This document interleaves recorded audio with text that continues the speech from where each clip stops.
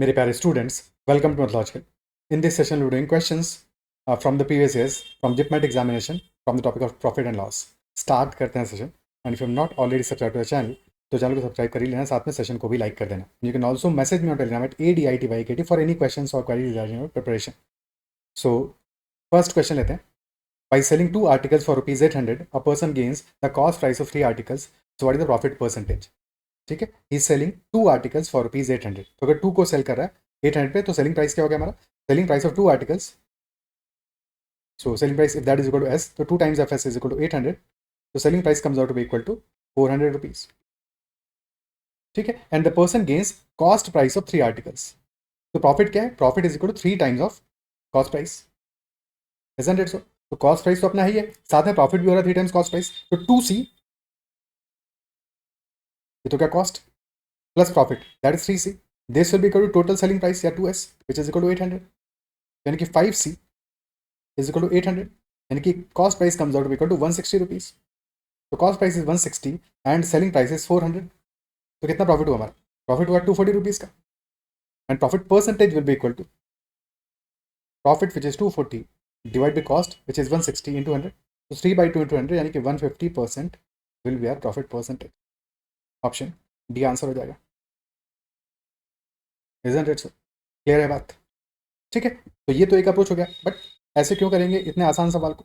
ये क्वेश्चन साफ साफ ही बता रहे कि हमने 2 आर्टिकल्स को सेल किया है और cost price of 3 articles that is our gain. तो हमें कॉस्ट और गेन का रेशियो गिवन है डायरेक्टली कि कॉस्ट, जब हमने 2 आर्टिकल्स सेल किए, दैट इज से cost is equal to 2 rupees. तो प्रॉफिट यहाँ पे कितना है? Profit is equal to cost price of 3 articles, यानी कि प्रॉफिट इज इक्वल 3 रुपीज. तो 2 रुपए के सामान पे 3 रुपीज का प्रॉफिट हुआ है, 2 पे 3 का प्रॉफिट हुआ है. तो profit percentage will B 3/2 into 100, यानी कि 150% स्ट्रेट अवे. कुछ भी और करना ही नहीं है यहाँ पे, है कि नहीं? ठीक है, next question. A dishonest dealer professes to sell his goods at cost price, but he uses a false weight, and due to that, he gains 6 and 18 by 47%.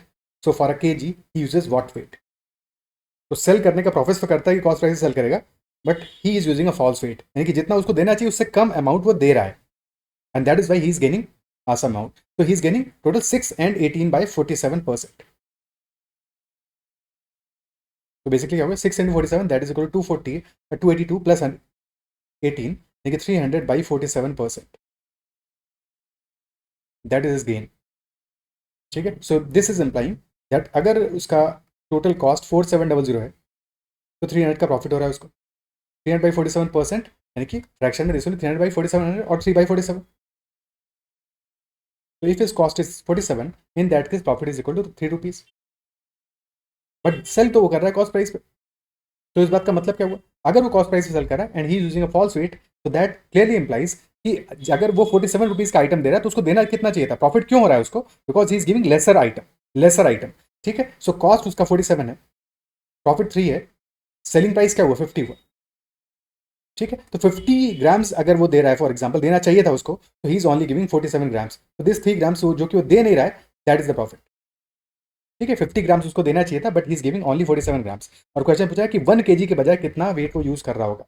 ठीक है, 1 kg के बजाय क्या वेट यूज कर रहा होगा? 50 के बजाय वो 47 दे रहा है, यानी कि 1 kg के बजाय 47/50 अमाउंट दे रहा होगा 1 kg का.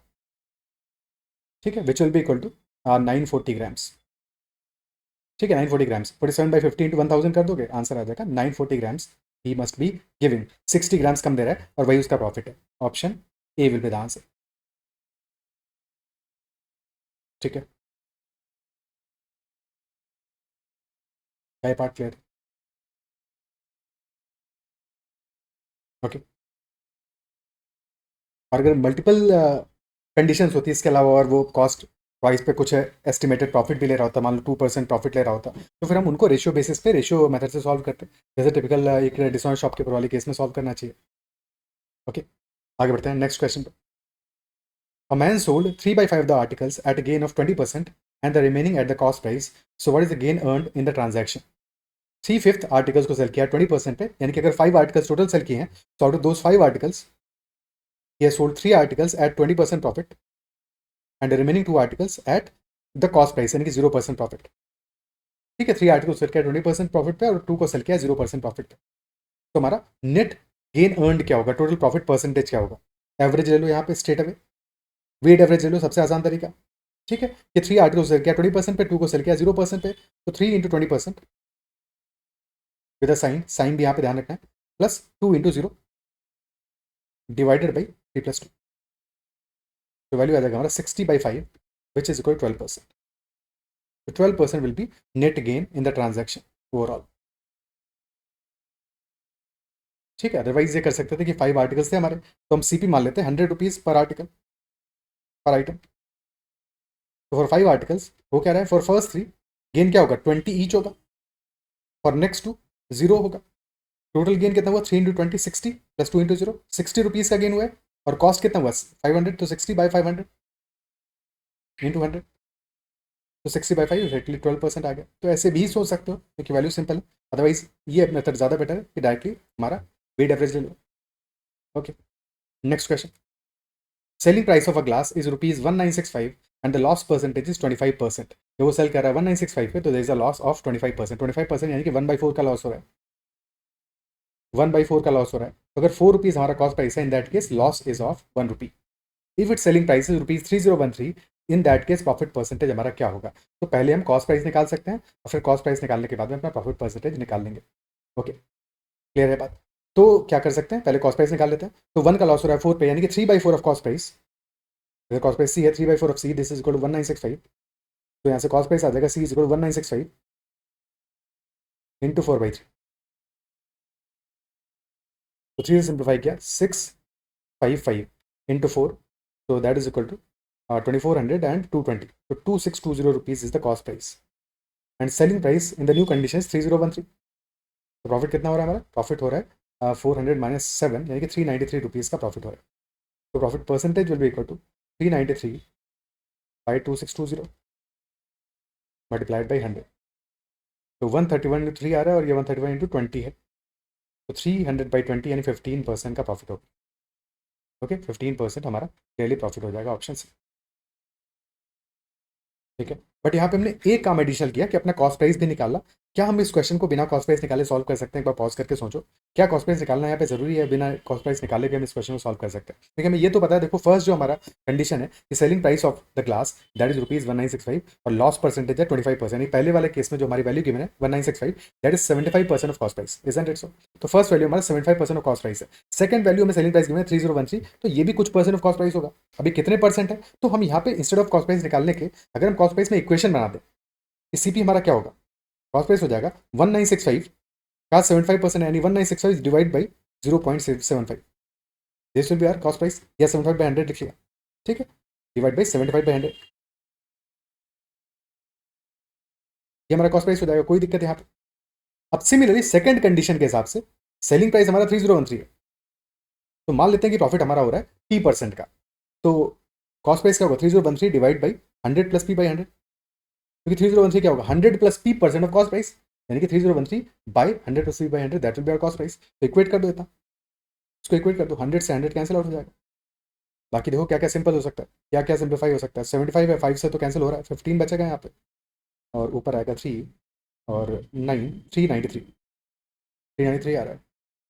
Okay, so 100 plus P will be equal to 15 into 3013 by 393, और 393 हमारा 131 इंटू 3, ठीक है, मल्टीपल तो दिख ही रहा है यहाँ पे, तो चलो 131 कर दो, यहाँ पे 5 आ गया। अब 131 का मल्टीपल है क्या, ऊपर वाला नंबर होना ही चाहिए, तो 131 इंटू 2 दैट इज 262, और बच जाएगा फिर हमारा फिर 39 393 यानी कि 23, तो 5 यानी कि 115 आ रहा है, 100 प्लस P आ रहा है 115, तो यहाँ से P इज इक्वल 15 आ जाएगा, यानी कि 15% का प्रॉफिट होगा। Okay, is this clear? ठीक है, आगे बढ़ते हैं नेक्स्ट क्वेश्चन पे। One trader calculates the percentage of profit on the buying price and other calculates on the selling price. तो एक ऐसा ट्रेडर है जो कि परसेंटेज कैलकुलेट कर रहा है प्रॉफिट का on the buying price, on the selling, on the cost price, and second is one is calculating on the selling price, जो एक्चुअल में मार्जिन होता है, प्रॉफिट मार्जिन होता है। अगर हम सेलिंग प्राइस पे कैलकुलेट करते हैं प्रॉफिट और कॉस्ट प्राइस वाला, तो that is profit. So when their selling price are the same, condition क्या, सेलिंग प्राइस सेम है, then difference of their actual profit is ₹85 and both claim to have made 20% profit.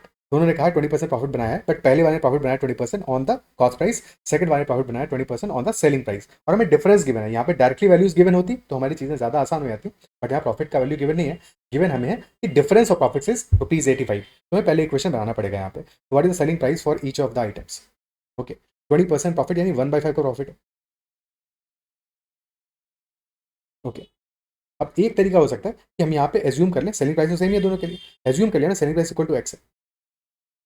अब इससे हम पहले वाले cost price पे पहुंचे, CP1 पे पहुंचे, और दूसरे वाले कॉस्ट प्राइस पे पहुंचे, CP2 पे पहुंचे। ठीक है, तो पहले वाला कॉस्ट प्राइस क्या होगा, फर्स्ट वाले केस में profit is on the buying price, 20% of buying price, 20% of buying price, isn't it so? तो अगर 20% ऑफ बाइंग प्राइस की हम बात कर रहे हैं, तो बाइंग प्राइस का 20% मतलब क्या हुआ, 5 अगर हमारा CP है तो 1 will be profit as per the first condition, यानी कि 6 यूनिट्स हमारा होगा सेलिंग प्राइस, और अगर सेलिंग प्राइस 6 यूनिट्स है, प्रॉफिट हमारा 1 यूनिट है, यानी कि प्रॉफिट भी x/6। ठीक है, और क्योंकि प्रॉफिट का ही डिफरेंस हमें गिवन है, तो CP क्या आएगा वो हमें निकालना नहीं है, देख लेते हैं, वैसे तो आ रहा 5x/6, बट हमें CP नहीं चाहिए, हमें तो चाहिए था सिर्फ और सिर्फ profit in the first condition. Similarly second condition में क्या होगा, सेकंड कंडीशन में तो सीधी सीधी बात है, 20% profit on the selling price ही है, यानी कि x/5 होगा हमारा profit percentage, profit value, not percentage, profit value. ठीक है, दैट इज x/5, और डिफरेंस हमारा दोनों प्रॉफिट्स का आ रहा है ₹85, इक्वेट कर दो। ठीक है, बहरहाल हमारा CP will be 4x/5, but उसकी जरूरत नहीं है, हमें जो प्रॉफिट वैल्यूज मिली है इनका डिफरेंस निकाल लो, x/5 और x/6 में बड़ा क्या होगा, x/5 होगा, x/5 minus x/6, this is equal to 85, तो ये वैल्यू आ गया हमारा 6x माइनस 5x/30, यानी कि x/30 इज इक्वल टू 85। तो यहाँ से x हमें मिल जाएगा इक्वल टू 85 इंटू 30, और x की वैल्यू हमें चाहिए थी, यानी कि this will be 2550 rupees. Option B answer आ जाएगा, ऑप्शन बी आंसर आ जाएगा। क्या अप्रिशिएट कर पा रहे हो, क्लियर है? ठीक है, एक अप्रोच ये हो सकता है जहाँ पे हमने x की वैल्यू x एज्यूम किया और फिर उसके बाद में पूरी कहानी अपनी समझी, और क्योंकि x हमने एज्यूम सेलिंग प्राइस को इसलिए किया बिकॉज सेलिंग प्राइस इक्वल है दोनों केसेस में, तो यहाँ पे CP एज्यूम करते, दो वेरिएबल्स मानते, फिर उनको पहुंचाते SP पे, फिर दोनों को इक्वल करते, जरूरत नहीं था वैसा करने का, इसलिए हमने सेलिंग प्राइस को ही वैल्यू एज्यूम किया, अननोन एज्यूम किया।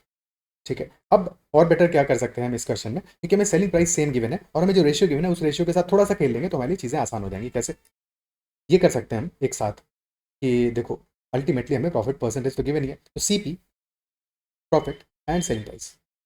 अब पहले कंडीशन में क्या है, तो पहला ट्रेडर उसने क्या किया, उसने किया है परसेंटेज प्रॉफिट कैलकुलेट किया बाइंग प्राइस पे, तो बाइंग प्राइस हमारा जो भी वैल्यू होगा उसका 20% प्रॉफिट होगा, और 20% 1/5 प्रॉफिट होगा, तो अगर ₹5 हमारा CP है, कॉस्ट प्राइस है, तो ₹1 का प्रॉफिट होगा, यानी कि ₹6 हमारा सेलिंग प्राइस होगा।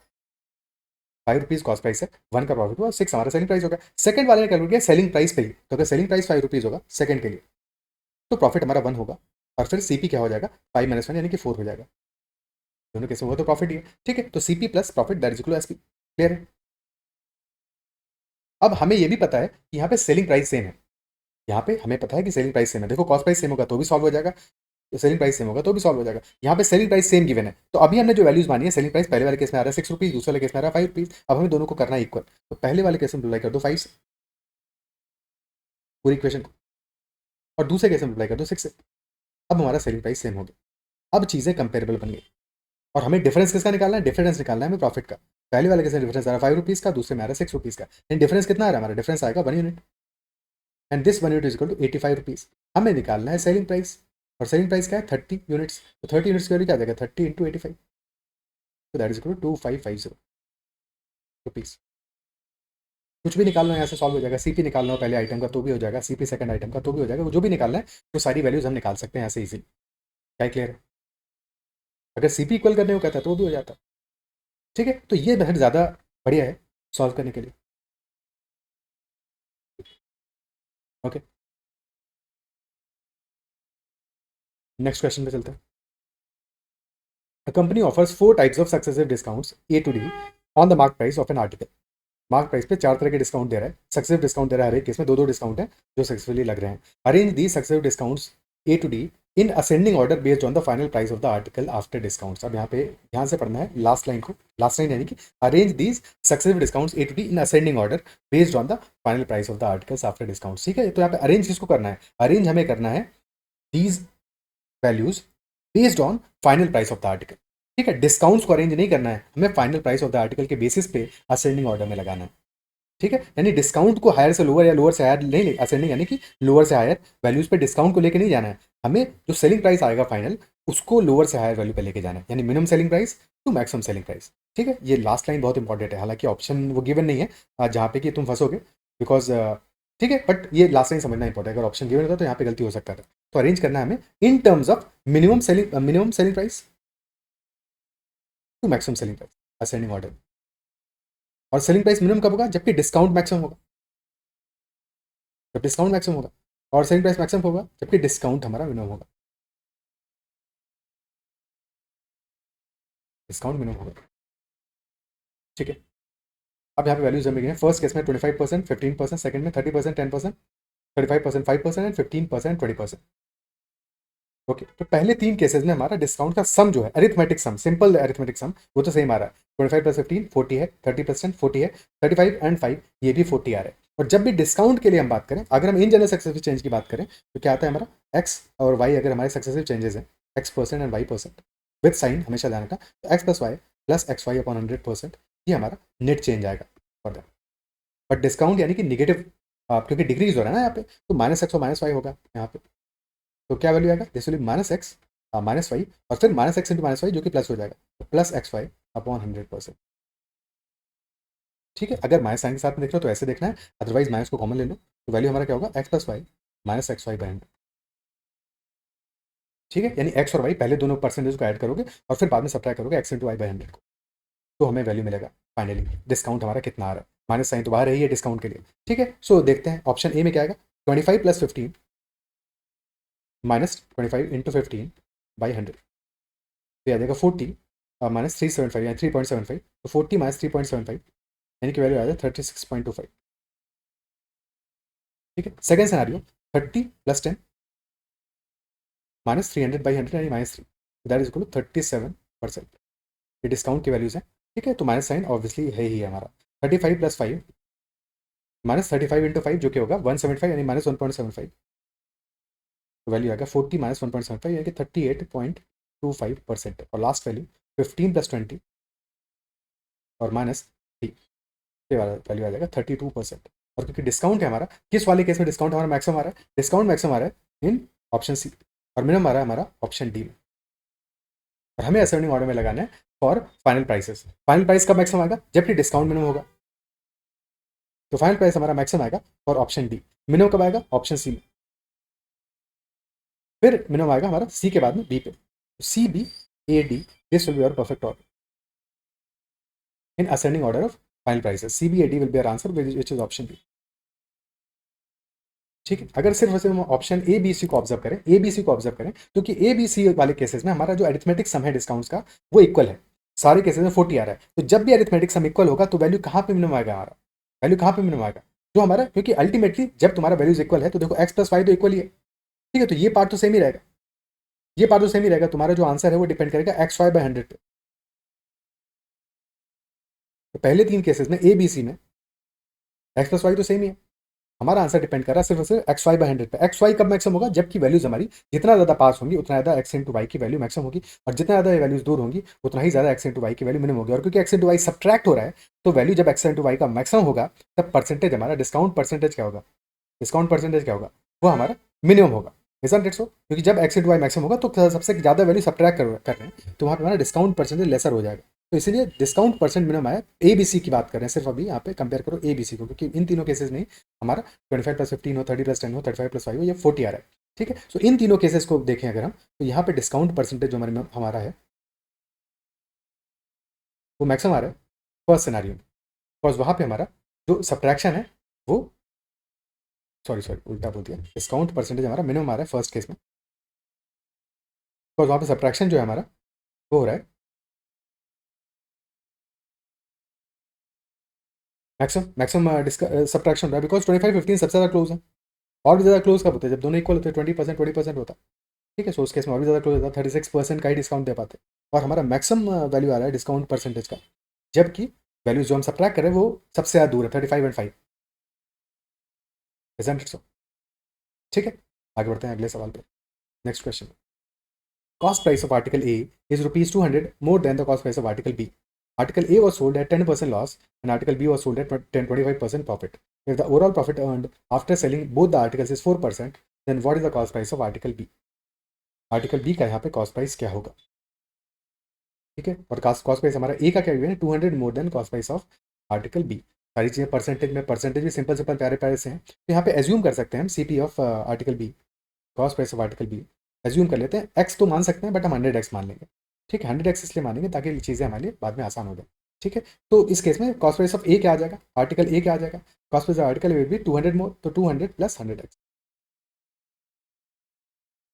फिर क्या हो रहा है, article a was sold at 10% loss, 10% का लॉस हो रहा है, तो आर्टिकल ए पे लॉस या प्रॉफिट क्या है, 10% लॉस है, 10% क्या हो जाएगा, 200 प्लस 100x बाई 10 यानी कि 20 प्लस 10x, ये लॉस है तो निगेटिव साइन बाहर लगा दो। और बी में हो रहा है प्रॉफिट 25% का, यानी कि 25x का प्रॉफिट हो रहा है। तो नेट क्या है हमारा, नेट प्रॉफिट या लॉस कितना हो रहा है, ऐड करो दोनों वैल्यूज को, 25x माइनस 10x यानी 15x minus 20, this is our net profit.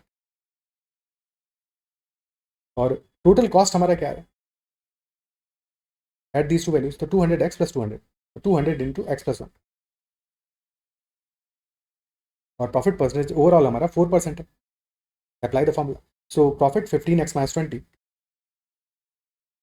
Upon 200 into x plus 1, this is equal to 4% या 4 अपॉन 100, 100 से बचा यहाँ पे 2, क्रॉस मल्टीप्लाई कर दो, 15x minus 20, this is equal to 8x plus 8, यानी कि 7x is equal to 28, x is equal to 4 आ गया। ठीक है, हमें पूछा गया cost price of article B पूछा है, x 4 आ गया यानी कि 100x आ जाएगा, 100 into 4 which is equal to 400 rupees, और cost price of article A होता है 600, option B is the answer. ठीक है, ये पूछा था, बी आंसर है हमारा। ओके, ठीक है, ये एक अप्रोच होगा इस क्वेश्चन को सॉल्व करने का। सेकंड अप्रोच क्या है, एलिगेशन से इसको और इजीली सॉल्व कर सकते हैं। एलिगेशन से कैसे सॉल्व करेंगे, क्योंकि हमें आर्टिकल ए गिवन है, आर्टिकल ए में 10% लॉस हो रहा है, आर्टिकल बी में 25% प्रॉफिट हो रहा है, नेट हमें ऑन एन एवरेज दोनों को मिलाने के बाद में नेट हमारा गेन गिवन है, दैट इज 4%। ठीक है, सो एलिगेशन अप्लाई कर सकते हैं, एलिगेशन अप्लाई करेंगे। So profit percentage on the first scenario, article A में प्रॉफिट हो रहा है 10%, सॉरी लॉस हो रहा है 10% का, तो साइन के साथ में लिखना माइनस 10%। आर्टिकल बी में 25% प्रॉफिट हो रहा है, साइन के साथ में लिखना है प्लस 25%, और ओवरऑल हमारा प्रॉफिट हो रहा है 4% का, अगेन साइन के साथ में लिखना है प्लस 4%। अब डिफरेंस लेते हैं इनका, तो 25 माइनस 4 और साइन का ध्यान देना है, दोनों प्लस में तो कोई दिक्कत नहीं, 25 माइनस 4 21 का डिफरेंस है। यहाँ पे साइन का ध्यान देना है, 4 माइनस माइनस 10, तो 4 प्लस 10 कितना हो जाएगा, 14 हो जाएगा। तो रेशियो क्या है हमारा, रेशियो आ रहा है 21:14 का। ये रेशियो किस बात का है, ये रेशियो है कॉस्ट प्राइसेस का। जब भी हम प्रॉफिट परसेंटेज या लॉस परसेंटेज का एलिगेशन लेंगे, तो वहाँ पे जो हमें रेशियो मिलेगा वो रेशियो मिलेगा प्रॉफिट परसेंटेज का, क्योंकि प्रॉफिट या फिर लॉस हमारा हमेशा कॉस्ट प्राइस के परसेंटेज में ही होता है। दैट इज वाई जो हमें फाइनल रेशियो मिलेगा वो मिलेगा कॉस्ट प्राइस का। ठीक है, तो रेशियो आ गया 3:2 का।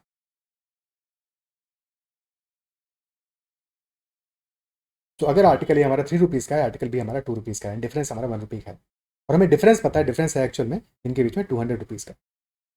तो 3:2 यानी कि जो डिफरेंस आ रहा है वो आ रहा है 1 यूनिट का, और 1 यूनिट के वैल्यू में गिवन है 200 रुपीज़। तो cost price of article B क्या होगा, 2 यूनिट्स यानी कि 2 इंटू 200 यानी कि 400 रुपीज़ हो जाएगा।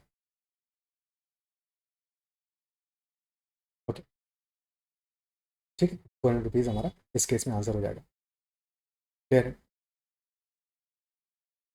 ठीक है। तो ये मेथड ज़्यादा प्यारा है, ज़्यादा सिंपल है, बस ध्यान ये रखना है कि ये साइन का हमेशा ध्यान रखना है, यहाँ पे साइन वाली गलती करोगे तो गड़बड़ हो जाएगा मामला। Okay, next question, due to increase of 20% in the price of eggs, 2 eggs less are available for ₹24, present rate of eggs per dozen क्या होगा। Not as such a profit and loss question, but इसको solve करते हैं। Due to increase of 20% the price, price में 20% का increase हुआ है, and due to that 2 eggs less are available for ₹24, तो present rate of eggs per dozen क्या होगा। ठीक है, इंक्रीज कितना हुआ, 20% का हुआ, 20% यानी कि 1/5 का इंक्रीज हुआ, तो 5 में 1 का इंक्रीज हुआ है। तो अगर पहले हमारा प्राइस था 5 रुपीज़, 5 यूनिट्स था प्राइस, तो अब कितना हो गया, अब हो गया 6। ठीक है, और अगर प्राइस 5 से 6 हो गया है, 2 eggs less are available for ₹24, यानी कि 24 रुपीज़ में जब पहले एक्स परचेज करते थे तो जितने मिलते थे, अब उससे 2 कम मिल रहा है, 2 लेसर मिल रहा है, ऐसा नेट। सो तो प्राइस क्योंकि 5 से 6 हो गया है, तो यहाँ पे क्वांटिटी जो मिलेगा वो उसका रेशियो जस्ट अपोजिट होगा, बिकॉज अल्टीमेटली ऐसे केसेस में क्या हो रहा है, price into consumption that is equal to expenditure. ठीक है, तो जब भी दो क्वांटिटीज को मल्टीप्लाई करके थर्ड क्वांटिटी आ रहा है, ठीक है, तो वहाँ पे क्या है कि अगर हमारा थर्ड क्वांटिटी फिक्स्ड है, प्रोडक्ट जो है वो फिक्स्ड है, प्रोडक्ट अगर फिक्स्ड है, हमारा प्रोडक्ट कांस्टेंट है, तो इस केस में अगर प्राइस का जो रेशियो होगा, अगर प्राइस का रेशियो है A/B, तो कंजम्पशन का रेशियो हो जाएगा B/B, तभी थर्ड क्वांटिटी हमारा फिक्स है। तो प्राइस का रेशियो अगर 5:6 है, तो फिर कंजम्पशन का रेशियो यहाँ की नंबर ऑफ एक्स का रेशियो यहाँ पे हो जाएगा 6:5। यानी कि पहले अगर 6 यूनिट्स एग्स मिल रहे होंगे तो अब मिलेंगे 5 यूनिट्स, और दोनों का जो डिफरेंस है वो कितना है, डिफरेंस है 1 यूनिट का, और यही लिखा हुआ है यहाँ पे 2 एग्स लेस आर अवेलेबल, तो 1 unit is equal to 2 eggs, यानी कि पहले अगर 12 एग्स मिल रहे थे अब मिलेंगे 10 एग्स। और क्वेश्चन से अभी के लिए पूछ रहा है कि अभी का पर डजन प्रेजेंट रेट क्या है। पहले का रेट पूछता तो पहले का रेट आसान था, पहले 12 एग्स मिल रहे होंगे 24 के, बट अभी क्या है, अभी हमारे 10 एग्स मिल रहे हैं 24 के, ठीक है, 10 एग्स मिल रहे हैं 24 के, तो अभी का प्राइस क्या हो जाएगा, सेलिंग प्राइस क्या हो जाएगा, दैट विल बी 10 मिल रहे हैं 24 के, 12 कितने के मिलेंगे, 12/10 इंटू 24, तो that is 288/10, 28.8 rupees per dozen. Option A is the answer. या पहले 12 मिल रहे थे 24 के, पहले का रेट देख लो, 12 मिल रहे थे 24 के, अब क्या है 24 में 20% का प्राइस हो गया इंक्रीज, तो 24 इंटू 6/5 कर लो, दैट इज 144/5, क्या ऐसे देख लो, एक ही बात है। ओके, नेक्स्ट, चलो इतने क्वेश्चन थे in profit and loss. I believe जो भी क्वेश्चन डिस्कस के सारे क्वेश्चन समझ में आओगे, फिर भी कहीं कोई क्वेश्चन में डाउट रहता है तो कमेंट में मेंशन करना, तुम्हारा खुद का भी कोई क्वेश्चन अपने एंड पे तो भी कमेंट में मेंशन कर सकते हो। You can also message me on Telegram @ADITYKT। That's all for this session, इतना ही रखते हैं, bye, take care and keep learning.